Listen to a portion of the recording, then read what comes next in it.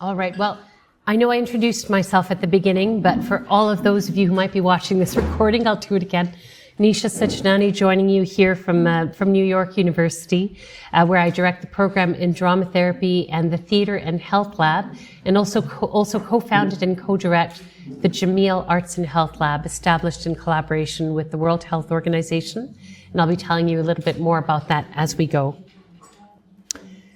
So, like many of you, I came from many formative experiences in healthcare directly, my own healthcare, my own exposure to what it is to encounter the healthcare system, and my own exposure to the arts. And somehow, probably like many of you, I found my way into this idea that the arts might have something to do with our health and well-being.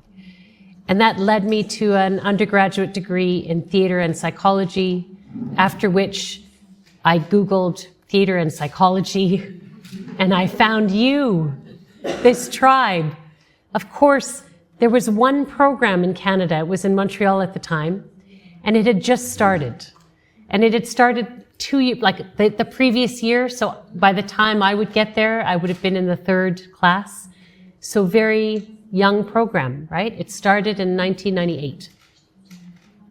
So I joined that program in 99.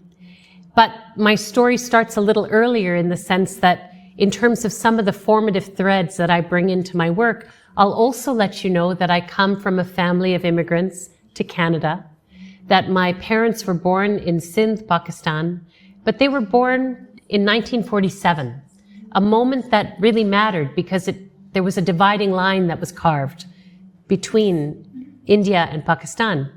And so the country that they thought they lived in was no longer that country. And they crossed over into India, into a refugee camp where they stayed for about 3 years. And my family found their way to Malaysia, to Singapore, and ultimately my parents had an arranged marriage and they moved to Canada, which is where I was born. And I mention this because this concern with creating place and a sense of belonging and what it is to live in between spaces has, I think, a very long history in my own story.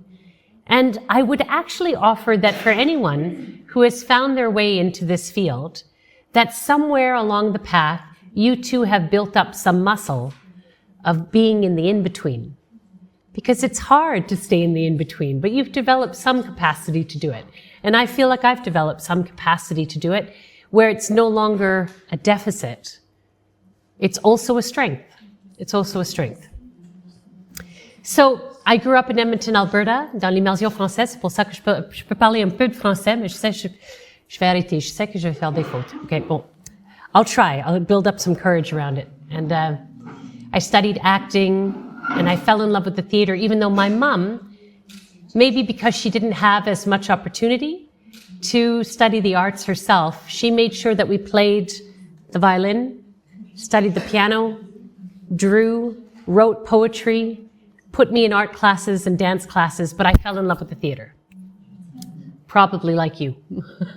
Fell in love with the theater because here somehow everything came together.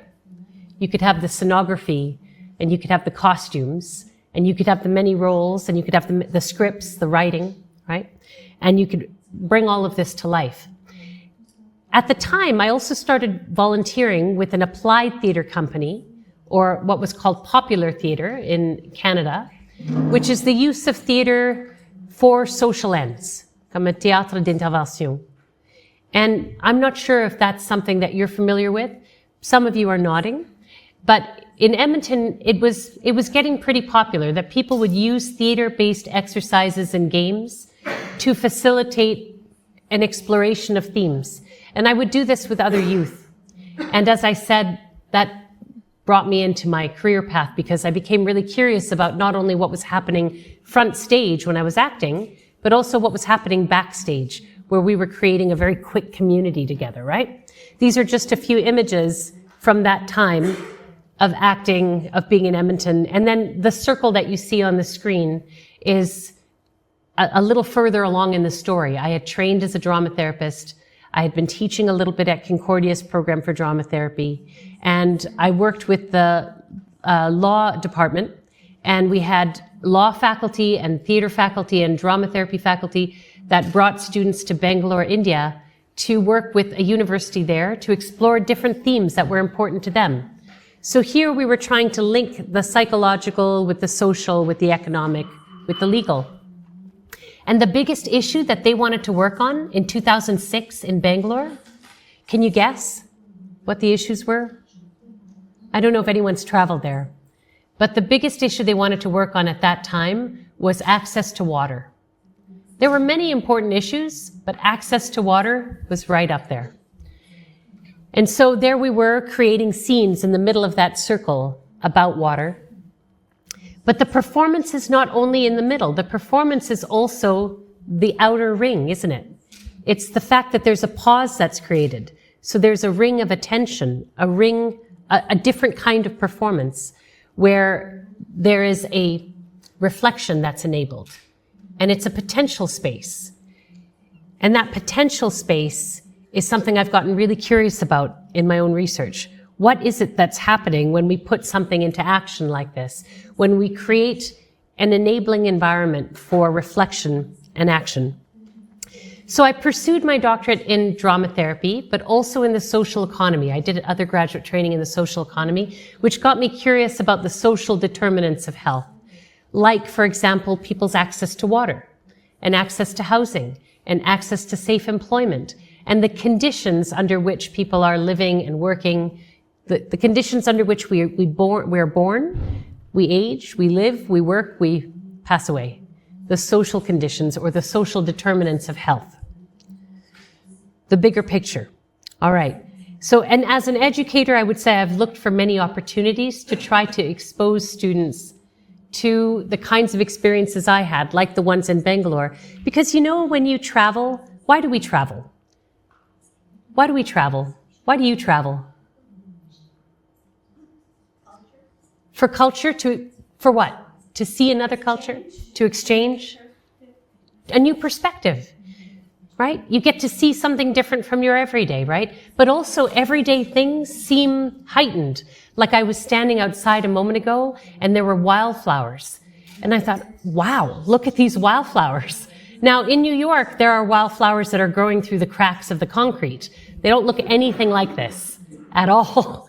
And so it puts me in an unfamiliar place, which allows me to revisit my assumptions and perhaps appreciate something about where I am and where I've come from. So I moved from that work in Montreal, where I trained, and moved over to the Post-Traumatic Stress Center in New Haven, Connecticut. The Post-Traumatic Stress Center at the time was in a firehouse. This is the actual firehouse. By firehouse, I mean it was actually a place where fire engines were that would respond to fires in the city. And then it became the home of a trauma center. And it was run by Dr. David Reed Johnson, who's a psychologist but also a drama therapist, who's written a lot in the creative arts therapies. And I worked with him to develop a community health program at the trauma center, and we built out a team of creative arts therapists, many drama therapists as well as art therapists that we brought on, and together looked at ways in which we could address some of the difficult experiences that people would bring into the center, but to try to do that from a public health frame. What I mean by that is when people would come to the center, they would tell us the difficult things that they had gone through. And at the time, there was a very important study that was published. It was the Adverse Childhood Experiences Study. It was by Felitti and Anda. And this study demonstrated that the more adverse childhood experiences a person has, the more likely they are to develop chronic health conditions later in life, right? So it's a good idea to be able to try to intervene early and to ideally mitigate against those circumstances that contribute to adverse childhood experiences. But if you can't mitigate in those experiences, if you can't interrupt them, then at least inquire about them, because there's something in that story that is contributing to the manifestation of symptoms in later life. Yes, I see some nods. This is a kind of chain that you might be familiar with. And so we thought, what if we could do this out in schools right, with youth before they find themselves in our clinic? Is there a way that we could cultivate an open conversation about difficult experiences that people have and build up some muscle around being able to listen and care for one another? Is that possible? Some of these experiences I've recorded together with my colleague David and many others in this book called Trauma-Informed Drama Therapy, and in another book that I co-wrote with Diddy Doctor, another drama therapist, called Intercultural Drama Therapy. So try to gather some of these experiences together in these two books. I share this with you only because we won't spend a lot of time in these topic areas, but if you'd like to read more about them, you could find it there. I also put an image up of the journal, which I co-founded, the Drama Therapy Review, which is the official journal of the North American Drama Therapy Association, which I'm very proud to say publishes abstracts in French and Spanish. Articles are in English, and it'll be fully open access as of the next issue, which means you don't need to get into a paywall, right? So I'm very happy about that. So that's just, if you're interested in contributing to that issue, by the way, this isn't really part of the talk, but I will encourage you to come and chat with me because that deadline is August 1st, and I would welcome any of you to contribute something. All right. So now I'm going to return to that bigger picture that we've been exploring in this room, and that showed up a bit in my training in the exposures in Bangalore and Nicaragua and some of the other stories that I was telling you about. This is a painting by a Sudanese artist by the name of Al-Migdad Al-Dakeri. And in this painting, there are so many concerns that we find ourselves grappling with today. What are some of the things that you see in this painting? Pollution? Did I hear that right? Yeah. Extinction. Fear. Death. The mask. The pandemic. I mean, we don't really see maybe a manifestation of AI, but I'll ask you to imagine it. And what we're surrounded by in the bigger picture, right? I also have this painting up here because I think we're living in a really interesting time where this painting by this artist is reflecting all of these health concerns. And we're in a time where many people are talking about the arts as a global health resource, as we've been exploring in this room. Some of you might be aware of this report. It came out in 2019. It was published by the World Health Organization, and it was a scoping review, which meant that the authors, Daisy Fancourt and Saoirse Finn, looked for articles, studies of any kind published between 2000 and 2019 that studied the impact of the arts on health. And there were many different kinds of studies included. There were about 3,500 different studies that were included in this report. And it was the first time the WHO had published a report on the evidence base for the health benefits of the arts. So it was a pretty significant watershed moment in the sense that it was signaling that this global health policy body was noticing that there was something there. Of course, that's not news to any of you. You've known that there was something there. And many people working in cultural, ceremonial, and indigenous practices have always known that there was something there. But this was a signal to say, well, maybe within mainstream medicine and public health, the arts might have something to do with our health and well-being. This report demonstrated that there was a significant role for the arts to play both in health promotion, in what makes us feel better, and illness prevention, as well as the treatment and management of a variety of different health concerns. It also offers us a spectrum, like we explored in this room, a way of thinking about the arts and health on a continuum. So on one hand, on my right, you have arts and culture in everyday life.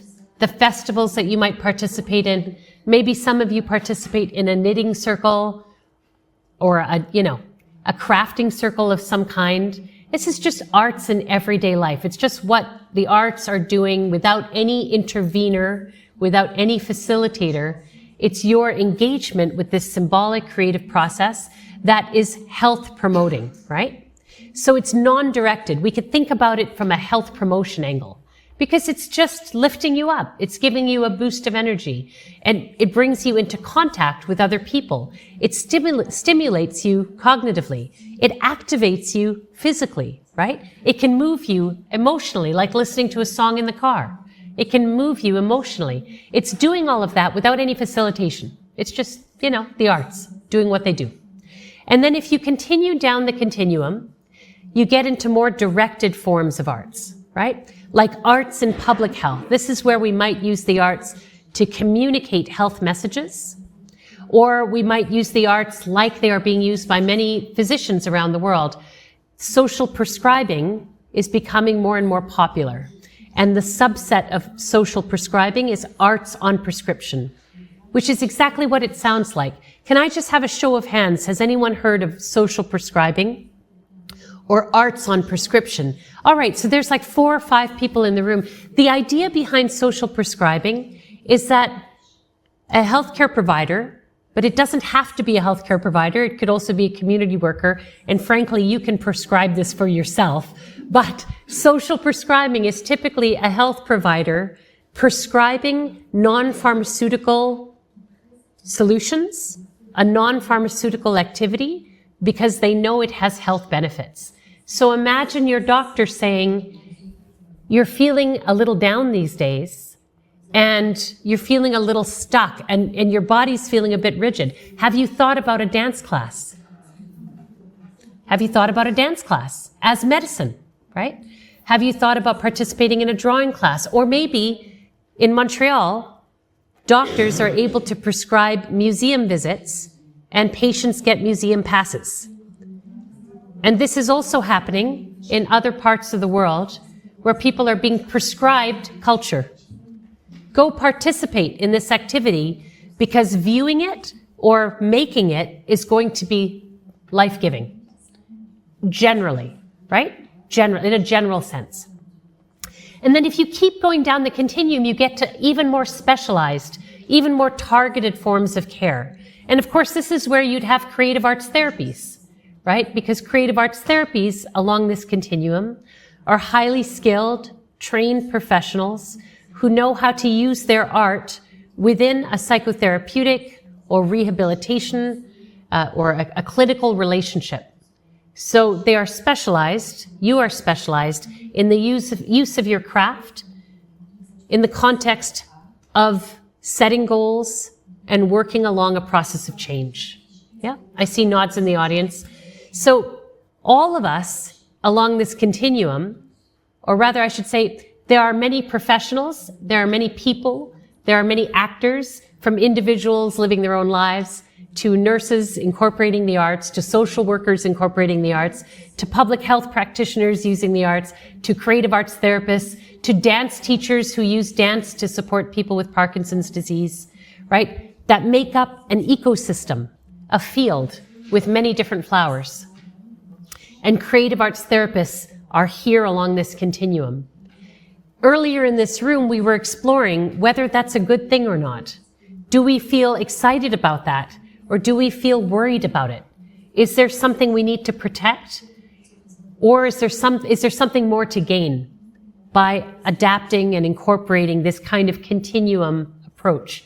The idea that we are living in a much more complex ecosystem that's looking at uniting the arts and health, and that it isn't always easy, as we saw in this room. There's suspicion.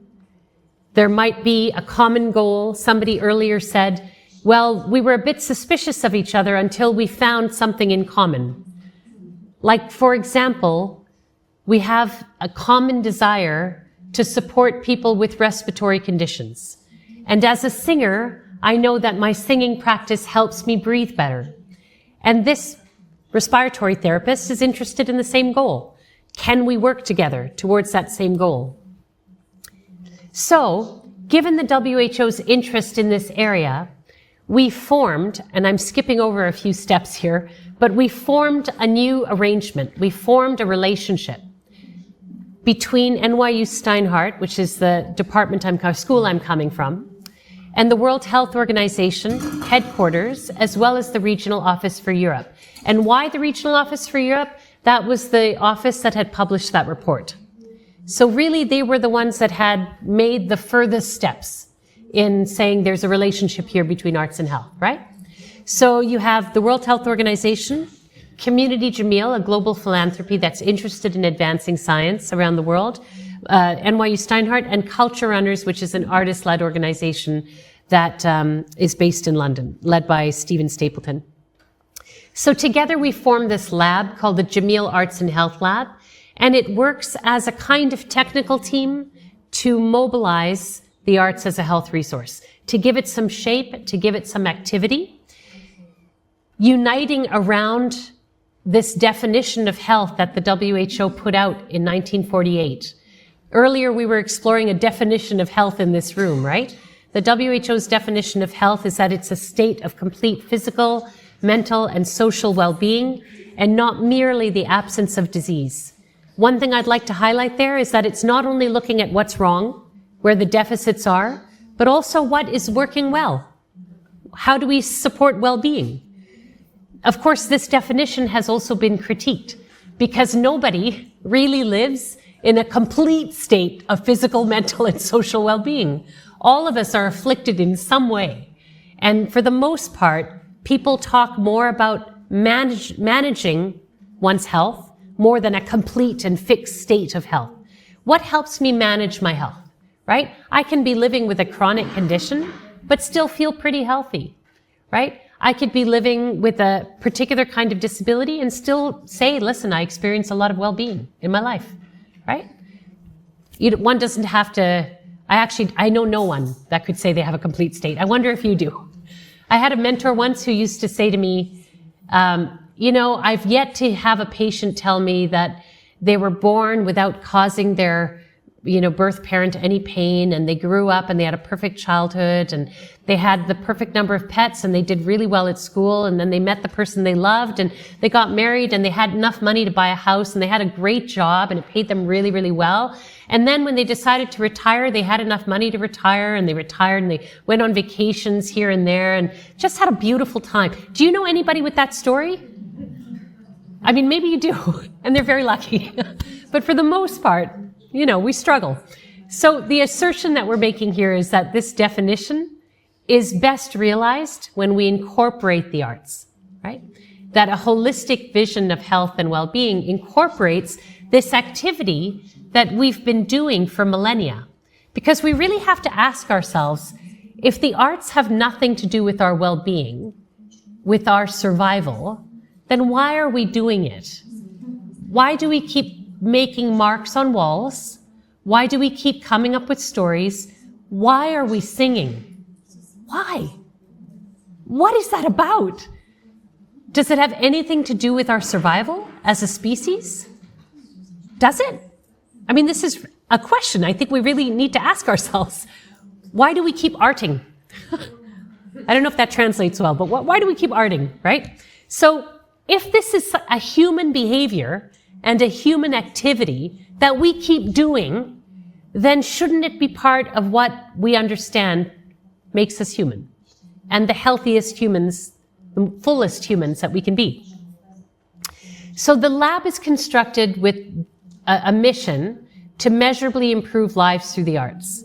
And we do that by advancing research to prove measurable impact. And earlier we were talking about different ways in which you might measure that impact and how important it is to examine one's epistemological position, your way of knowing. I think Chiara was speaking to this, yes? The work of the lab also includes a significant outreach campaign to be able to socialize the research, but also activate and raise awareness around the role of the arts as a health resource, to support capacity building, to increase training and recognition of competencies in this field, of the relationships between arts and health, and ultimately to drive policy across 193 member states. So by policy, has anyone here, just by show of hands, done any policy-related work or policy advocacy? Yes, you have. Could you just say a little bit of what you've done? What kind of policy? Okay, no, ça va. But when I say policy, we're talking about the way it comes from the Greek a Greek root and it means city, but it has to do with the ways of doing things, the way we do things, right? Towards a agreed upon goal, right? So you might have a personal policy of not giving out your phone number to everyone. That's like your personal policy. That's your way of doing things, all right? Or you might have a personal policy of getting some exercise in every week. Now, that example is a good one because just because you have a policy doesn't mean you do anything about it, all right? I have a personal policy of getting fresh air every day, and I don't always honor that policy, all right? And then you might have an organizational policy, which is what an organization says, we agree to do things this way. So my university has a policy that you have to work for a year in the university before you can get free tuition, all right? And you have to work for this amount of time before you can get these healthcare benefits. That's a policy, right? And they put it in place. And then the country, each of our countries have policies, like the country I live in now has an immigration policy, who can come in, who cannot come in. Now, this is another great example because just because you have a policy doesn't mean it's a good policy. Doesn't mean it's a just policy. That just because something is written down and it's law doesn't make it the right law, right? That this is in fact a dynamic process, that we need to revisit these things. So too might we revisit, for example, a definition of health. You know that in the Universal Declaration of Rights and Freedoms, the Universal Declaration of Human Rights, Article 27 says that every human being has the right to enjoy the cultural life of their community and to take part in the scientific benefits of that community. That is the only declaration, that's the only article in the Universal Declaration of Human Rights that is not tracked and monitored. All of the other ones are. That one is not tracked. It is not monitored. And it reminds me of something that someone asked in this room earlier, which is, you're in the back actually, white, long hair. What is your name? Irene. You said, but you were happy to stand back there at one point because you were saying the artist is being acknowledged. The arts are being acknowledged, right? That this is the only article that isn't tracked. Why isn't it tracked? It's somehow not important enough. So I'm curious about that. So I'll give you some examples of some of the work that we've been doing. I mentioned earlier some of the medical journals that we've been working with. So we have a partnership with The Lancet to produce a series on the health benefits of the arts, and we hope to see that come out later this year. The fellow in this image is Sir Jeremy Farrar, and Sir Jeremy Farrar is the chief scientist of the World Health Organization, and he's announcing it. Right? This is about sort of creating a moment. It's creating a unique moment that's specific to this time. Yeah? Here's an example of some of the public, I mentioned some of the public engagement that we've been involved with around the world. I'll share a little bit more about that later, but we do activities around the world so that we can share the research, but also learn about what's happening, about the practice that's happening in a specific area, or the research that's happening in a specific area, so that we can be aware of different case examples when we put together policy briefs. So this is an example of a policy brief that came out in 2022. This was just before the lab was formed. This one looks at what is the role of the arts in supporting the mental well-being of people who are displaced? Yeah? It involved a literature review. So this is the evidence base that we were able to bring out at the time. For theater, for music, for visual art, for dance. What is it that the arts are doing physiologically, behaviorally, socially, psychologically? What is it that we see as outcomes, right? And if these outcomes are there, what should we do about it? How can we incorporate these kinds of practices, the arts and arts therapies, in humanitarian response, right? And so we've been working on other policy briefs now that look at the role of the arts in supporting youth mental health. And when I say the role of the arts, I mean the role of the arts and arts therapies in supporting youth mental health. So we want to lift up that research, lift up case examples of practice, and make it widely available. Another one that we're working on is on the role of the arts in addressing the health impacts of climate change, because we know that the climate crisis is also a health crisis, right? If your air is polluted, your breathing goes down. Your capacity to breathe clean air goes down, your health is affected. And that's just one, right? Intense heat is, of course, linked with higher rates of cardiovascular concerns and early death, for that matter. Sometimes the briefs are reports that come out of policy meetings. So this was a report that we put together after the White House Domestic Policy Council and the National Endowment for the Arts for the US convened a meeting looking at the relationship between arts and health, which I have to tell you was unheard of. That's not a usual thing. So again, it's a very specific moment that we're in.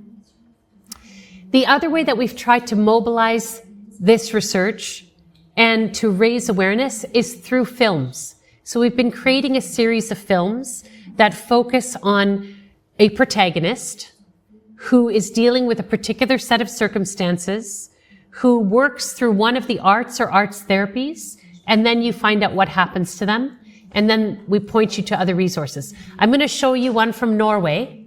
Is anyone here from Norway?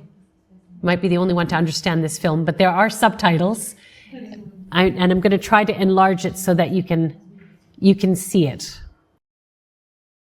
Det å være rusmisbruker, når du ruser deg, så går du i en egen boble. Der du bare tenker på stoff, og i alle fall gjorde jeg det.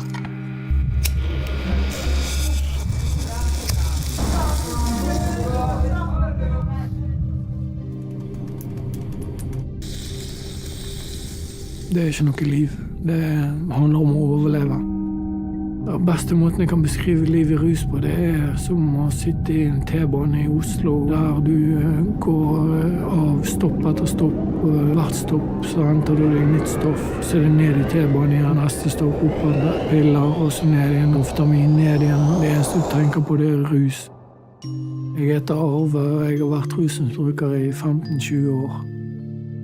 For 2 år siden, og så havnet jeg i kraftig mani-delir. Så var noe av det kraftigste det jeg har sett på Haukland, faktisk. Det var 3 måneder i delir. De vurderte å legge meg i kunstig koma, og så da hadde det vært institusjoner frem til jeg møtte Vegard, musikkterapeuten her på Britannia.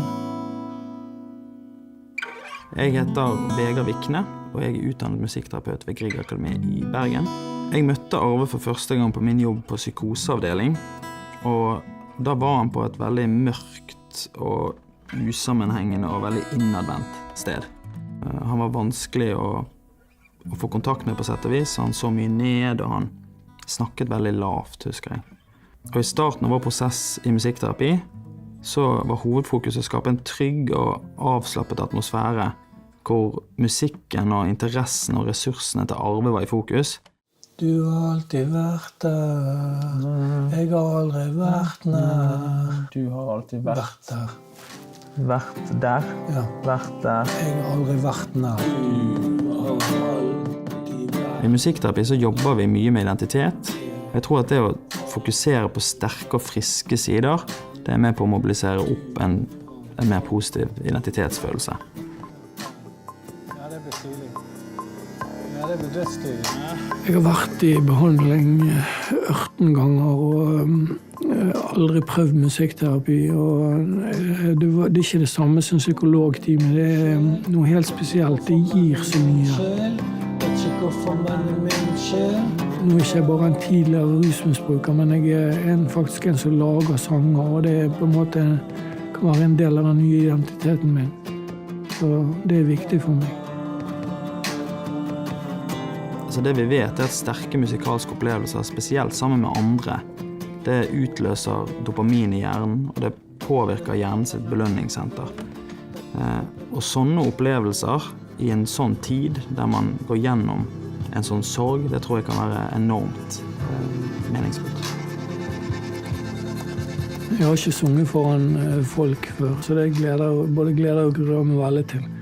Men det blir en barriere å krysse da. Jeg merker min mor blir jo stolt av meg. Både det at jeg holder meg rusfri, men også det at jeg lager musikk.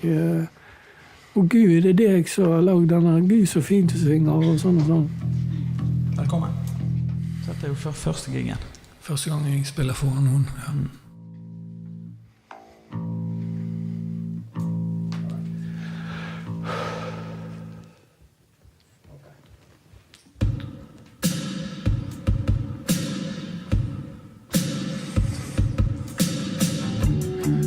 så sned,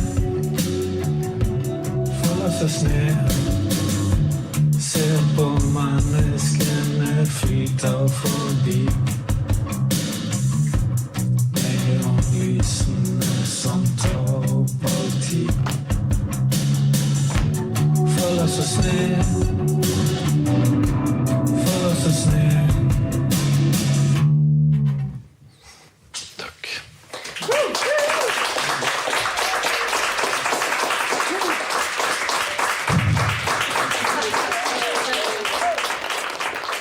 Jeg har hørt mye av det. Det var gøy. For det gledes tårer, tror jeg.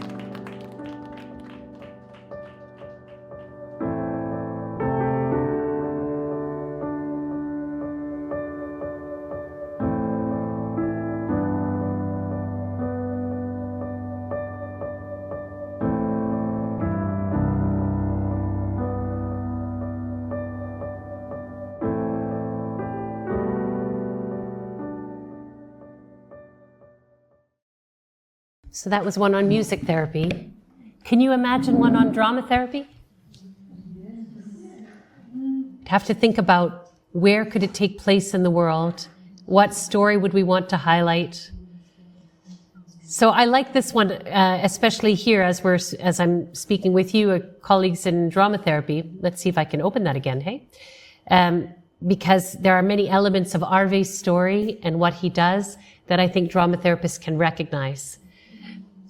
This is Det var rusmisbrukare. När du rusar dig så går du i din egen bubbla. the experience of having one's identity change with the diagnosis, or when one is stigmatized because of the struggles one is going through, and how through this process he rediscovers a different identity, the identity of the musician, the identity of the artist, and how that identity is then validated and seen by friends and family that maybe didn't see him in that light because he had been struggling for as long as he had been, right? There are many elements that we might draw from in this example that we recognize in a therapeutic theater process, for example, in performance-oriented drama therapy. But art therapists might do the same when they invite a group of people to share their artwork that communicates something about who they are beyond the illness, right? I also share it because, again, it tells me that we're in a very different moment, because you have a global health policy body saying music therapy. There's something about music therapy. We just finished our last film. The most recent film follows the story of Manuja, who was diagnosed with cancer, and in Pune, in India. So our film team went to Pune, and she was talking about what it was to be diagnosed with cancer and the kinds of beliefs that people held about cancer in her community and how isolated she felt, and that she started working in an expressive arts therapy group, and it put her into contact with people who she could create work with. She joined drumming, painting, singing, and you see her engage in different art forms. And at the end, the script says, Manuja has cancer, and then you see all of these people come around her, and she also has a community. And that is what allows her to manage, right? So we're looking to create more of these around the world. If you have inspiration, please come and let me know as we think about other stories that can be told. But there are a few of these on the website already. So returning to this continuum, I want to focus in more specifically on the distinctive contributions of the arts therapies. Just that part of the continuum, because that is the community that we're in right now and who I'm addressing. And we know that there's a diverse and growing body of evidence that speaks to the clinical value of the creative arts therapies. And we're, again, in a very unique moment in the sense that we have evidence around the impact of the arts, this side of the continuum. So I'll point to a couple of examples, and then I'll return back over to the creative arts therapies. But just to highlight a few things, we know from population health studies, so population health studies are not looking at a sample of 1 or 8 people. They're looking at trends across populations. So the sample size is in the hundreds of thousands, right? That when they look at surveys that have been done with entire populations, that our colleague Daisy Fancourt and Karen Mack analyzed that data, and they found that children who make things, listen to or play music or dance or read daily for pleasure, display lower levels of hyperactivity or inattention, report higher levels of self-esteem, exhibit better pro-social behavior, such as empathy or helping others. And this is after controlling for socioeconomic and demographic factors as well.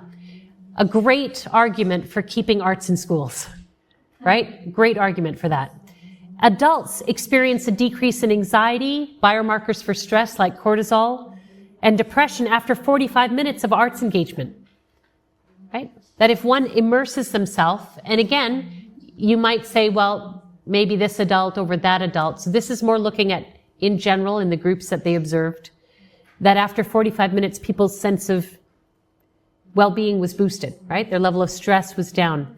And that older adults who attend choirs or theaters or museums or galleries once a month experience improved memory, reduced risk of dementia, lower levels of chronic pain, and delayed onset of disability and frailty. Those are pretty significant reasons to take a closer look. And in taking a closer look, we have an opportunity now to look at higher levels of evidence. And I know that we could have a very good debate here because we started in this room earlier about different kinds of evidence, but I'm putting this levels of evidence schema up, this figure up, to talk about the fact that for the most part, when our field began in the creative arts therapies, we began with case reports, with expert opinions, right? We had people who said, I think art therapy works this way. This is my opinion, right? This is how I think it works. I think drama therapy works this way. Let me share with you my opinion, yes? And we need to start somewhere.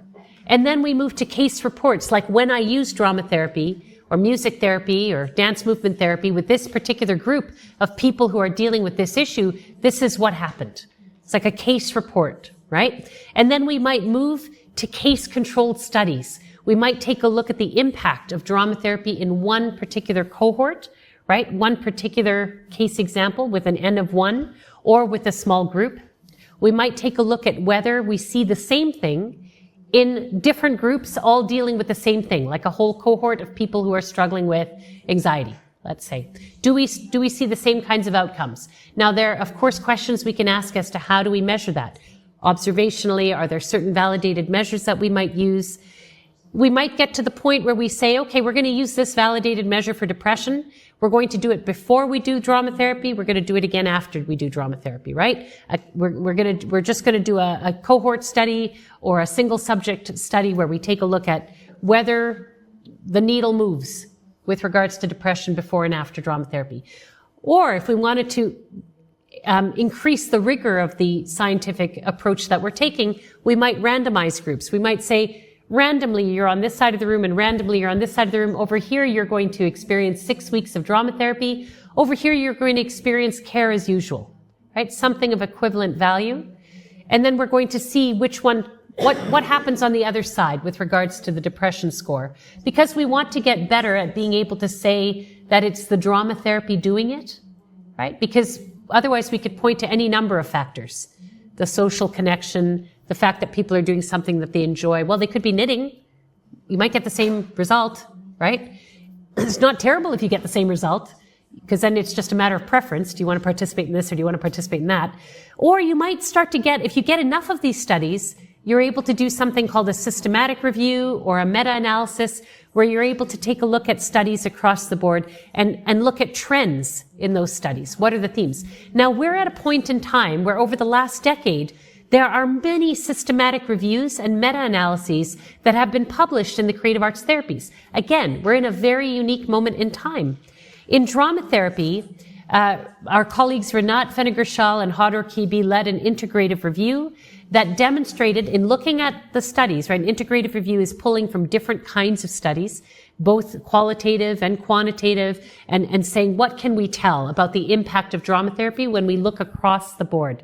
And they were able to demonstrate that drama therapy, or at least point to the fact that it appears to be a promising and effective treatment for various populations, but that the majority of studies have been done with people with developmental disabilities. The majority of studies have been done with people with developmental disabilities and cognitive impairments. It's not to say that's only who drama therapists work with. That's just where a lot of the studies have been done, right? So they also emphasized a need for improved methodological rigor, more transparency in the studies. But then Hod and myself, Shoshi Kesari, and a wonderful colleague named Martina de Witt, who unfortunately passed away recently, we worked on a systematic review of control studies and meta-analyses in drama therapy and psychodrama. So we called it systematic review and meta-analysis of drama-based therapies. And of course, we can talk about the differences between these methods, but we do share some things in common in terms of a structure, right? A warm-up structure, an action phase, a sharing phase, a closure phase. We might work, of course, more in dramatic metaphor in drama therapy than psychodramatists who might work more in the real, in the here and the now, in direct enactment. But there are things that we share in common, and the meta-analyses of the studies that we were able to pull together demonstrated, and this is really important, that group psychodrama and drama therapy are effective in contributing to clients' mental health with similar effect sizes than other psychotherapies. Not better, not worse. Similar to other psychotherapies. So if somebody's saying to you, wouldn't it be better if they went to CBT, cognitive behavioral therapy, right? Or maybe they should undertake psychoanalysis. Does that have more evidence behind it? You could actually say, we have the evidence now that the effect sizes, what you can anticipate as an outcome, is about the same. So then again, it's a question of, which does this person prefer to engage in? What do they prefer to engage in? Will there be greater levels of adherence if they are participating in an approach that they enjoy? That's one of the things that we can try to isolate. In art therapy, the meta-analyses have demonstrated that art therapy significantly reduces anxiety symptoms. It's effective as a non-pharmacological intervention for young adults, young individuals. Another meta-analysis by Van Lith and colleagues demonstrated that the impact of visual art therapy on mental health outcomes like anxiety and depression and psychological well-being were particularly significant, that there were moderate positive effects on mental health, as well as reducing symptoms of anxiety and depression. In music therapy, there have been several meta-analyses. These are just two of them, from Lee and from de Witt, speaking to music therapy showing a medium to large effect size on stress-related outcomes, as well as in reducing pain.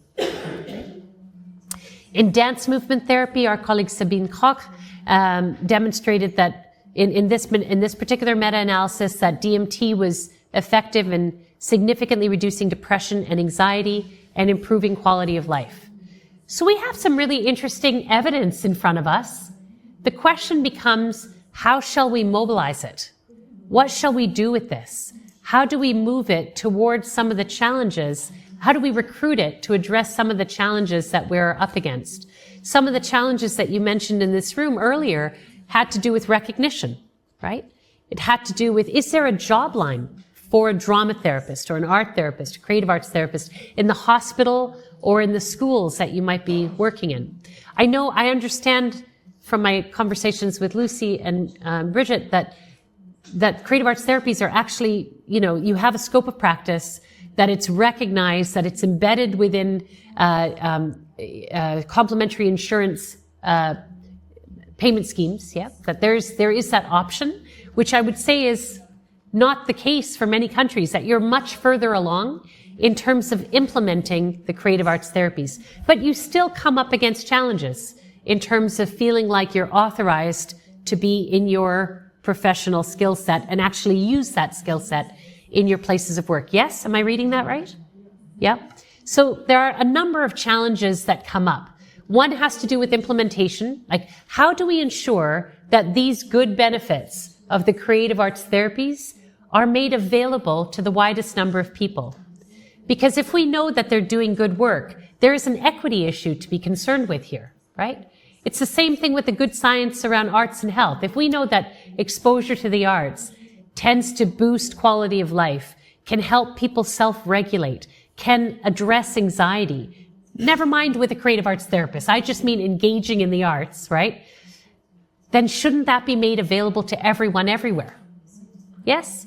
And if somebody prefers to work through the arts, through a symbolic, interactive, or embodied means as a language, shouldn't that option be available? I know I'm speaking to the choir and the converted, and that you would agree with me there, but it's an equity and access issue. There are also concerns that come up, maybe not here in Switzerland, but concerns that come up with, listen, if this is the evidence we have, how do we create training pathways so more people can get trained in these methods? And do we train them all as arts therapists? Or do we also need to look at a continuum of training so that people are able to incorporate these multimodal forms in their ways of practice? This is like when we were exploring how you feel about social workers doing the arts, right? And you know, is that a good thing? Is it a bad thing? How do I feel about that? We have to look at payment structures, of course. We have to look at epistemological and ontological challenges. For example, what does AI have to do with our work? What is it going to do with our work?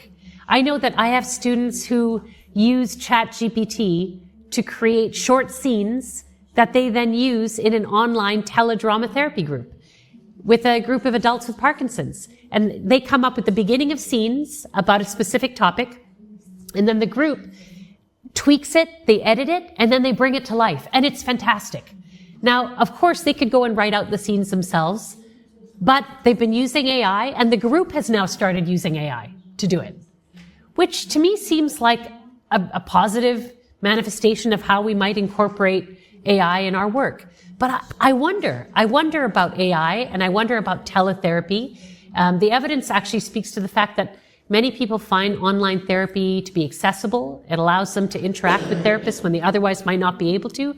And that they, for some people, feel a sense of security because they don't need to be in person. And they can be on a screen and they can turn off their camera. Or you know what? They can even just chat to the therapist. You don't have to be a body at all. You don't have to be a body at all. So again, I think we're going to need to grapple with some of this as we continue to evolve in this field. It's kind of an interesting time because we've got probably the highest level of evidence we've ever had in the creative arts therapies. So on one hand, we might go out there and say, I want to champion the way that we used to do things. Like when we were exploring the past in the room, because now we know it works. But we're also dealing with AI, and we're also dealing with attention to planetary health, personal and planetary health. How can we work in ways that are sustainable, that are conducive and that remain aware of the material use that we're engaged in? Right, so those are some of the epistemological and ontological challenges that I see, and I put question marks down below because there are surely many more. I wonder if there's one that you're thinking of that I haven't mentioned, a challenge that we're faced with as a field. What do you think? Well, the online role-playing. Online role-playing. Yeah, what's called? They all have like classes in the meta and. Yes, in the metaverse. So how do we implement Drama therapy in the metaverse. Is anybody here doing drama therapy in the metaverse?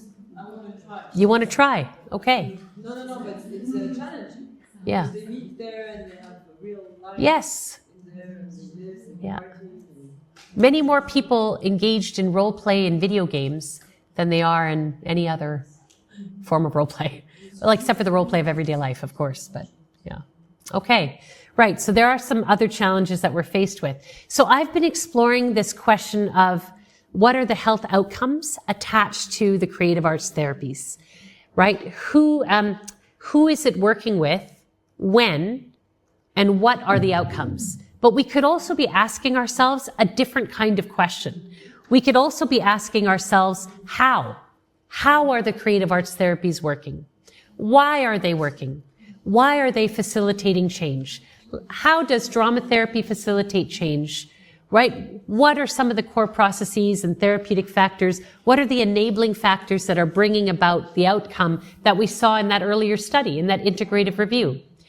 We're not going to talk about that in this talk, but that is where we're going to go tomorrow and the next day, is that we're going to zoom in to the how and the why, right? So I'm just going to end here with this long list of references. Be happy to share the slides. And just thank you very much for the invitation again and for your kind listening. Thank you.